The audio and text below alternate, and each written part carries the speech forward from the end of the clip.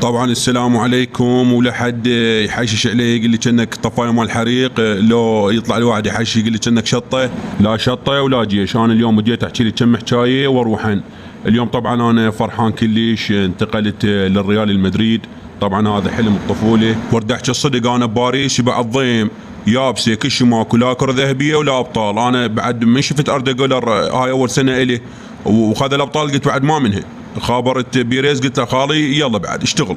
هنا بباريس صدق فلوس وهاي، يعني تخيل حتى من اسلم يعطوني فلوس وحياه ومستقر. بس انا اريد كره ذهبيه، اريد ابطال، اريد استقر، اريد اتزوج، كل شيء ماكو ضل. قلت هي بعد فرد نوبه وانا بعد جيت الريال المدريد وهاي 7 سنوات قضيتها بباريس، ما ادري لو قاعد بالبيت احسن لي. كل شيء ما استفادت بس اهدف. ناصر الخليفي يخابرني يقول لي شلون تروح وما تقول لي؟ قلت له كان شنو عندي حاجز خماسي غير ارد اروح اوقع ويا الريال.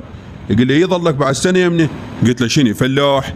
الحلوه هي اول ما نزلت من السياره طبيت لاسبانيا تلقوني مندي وفينيسيوس عندهم سعف ويهفون. قلت لهم شو القصه بنحاوت بطابلكم؟ العالم ما مصدق عباله كذي. باول ما نزلت من السياره هذا اللي عندنا الصخمس وهذا اللي عنده رشاشه وهذا بالقناص. العالم شمر علي شكلي طقوني بعينه ورادوا يفكسونها. يعني كلش فرحانين. واحد هذا طاني قطعه قال هاي لك خالي لا تردها ولا ما ادري شنو. واحد طاني 500 يقول لي ذني مشي بين امورك. قلت له شو القصه تاي؟ انا بعد جيت وهاي الفلوس موجوده وحتى جبت وياي حصاله وراح اجمع بيها وارد اشتري لي سياره، ارد اتزوج. هي بعد هاي هي ناب الريال احسن لي. الكارثه مندي كضان من رقبتي يقول لي تعال خلنا ناخذ عنك سيلفي. صور وياي قلت له ولك هاي من الصوره؟ يقول لي ارد اوديها لابوي ما مصدق. قلت له شو القصه؟ ما تقول لي هتلر طاب لكم انتم ايش بيكم اليوم؟